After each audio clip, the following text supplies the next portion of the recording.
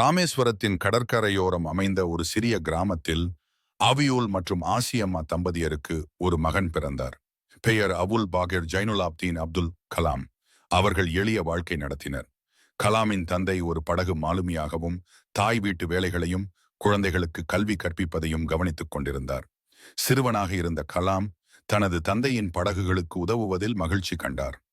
ஒரு நாள் அவர் தந்தையுடன் படகில் சென்றபோது கடலின் அகன்ற பரப்பும் அலைகளின் ஒளியும் அவரை மெய்மறக்க வைத்தன. அப்பா, இந்த அலைகள் எப்படி உருவாகின்றன, காற்று எப்படி வீசுகிறது என்று கேட்டார் கலாம். அவரது தந்தை, இவை அனைத்தும் இயற்கையின் ரகசியங்கள் கலாம், நீ படித்தால் இவற்றை புரிந்து கொள்ளலாம் என்றார். கலாம் பள்ளியில் மிகவும் முன்னேறினார். ஆனால் அவரது குடும்பம் வறுமையில் இருந்ததால் படிப்புக்கு பணம் சேமிப்பது கடினமாக இருந்தது. கலாம் தினமும் காலையில் எழுந்து பத்திரிகைகள் விற்பனை செய்து பள்ளி செலவுகளுக்கு பணம் சேமித்தார். அவரது அர்ப்பணிப்பு மற்றும் கடின உழைப்பு அவரை பள்ளியில் சிறந்த மாணவராகியது. பள்ளி படிப்பு முடிந்த பிறகு கலாம் உயர்கல்விக்காக ராமநாதபுரம் சென்றார். அங்கு அவர் இயற்பியல் மற்றும் கணிதத்தில் ஆர்வம் காட்டினார். பின்னர் அவர் சென்னை இன்ஸ்டிடியூட் ஆஃப் டெக்னாலஜியில் பொறியியல் படிக்கச் சென்றார். அங்கு அவர் விமானப் பொறியியலில் தனது ஆர்வத்தை கண்டறிந்தார்.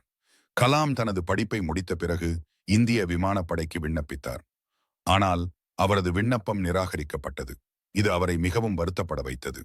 ஆனால் கலாம் தனது கனவை விடவில்லை. அவர் இந்திய விஞ்ஞான ஆராய்ச்சி நிறுவனத்தில் சேர்ந்தார். அங்கு அவர் ராக்கெட் தொழில்நுட்பத்தில் பணியாற்றினார். அவரது அர்ப்பணிப்பு மற்றும் கடின உழைப்பு இந்தியாவின் முதல் செயற்கைக்கோள் ஆர்யபட்டா மற்றும் அக்னி ராக்கெட் போன்ற பல முக்கிய திட்டங்களுக்கு வழிவகுத்தன. அவர் மிசைல் மேன் என்று பிரபலமாக அறியப்பட்டார். 2020ஆம் ஆண்டில் கலாம் இந்தியாவின் 11வது குடியரசுத் தலைவராக தேர்ந்தெடுக்கப்பட்டார். அவர் தனது பணியில் மிகவும் அர்ப்பணிப்புடன் இருந்தார். அவர் இளைஞர்களுக்கு ஊக்கமளிக்கும் பல உரைகளை நிகழ்த்தினார். அவர் எப்போதும் கனவு காணுங்கள், கனவுகள் உண்மையாகும் என்று கூறுவார்.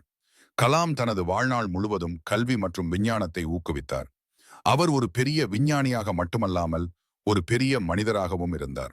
அவரது வாழ்க்கை கதை ஒவ்வொருவருக்கும் ஊக்கமளிக்கும் ஒரு கதையாகும். இந்த சிறுகதை ஏபிஜே அப்துல் கலாம் அவர்களின் வாழ்க்கையின் சில முக்கிய அம்சங்களை மட்டுமே குறிக்கிறது. அவரது வாழ்க்கை முழுவதும் ஊக்கம், அர்ப்பணிப்பு மற்றும் கனவுகளை நோக்கிய பயணத்தை பிரதிபலிக்கிறது.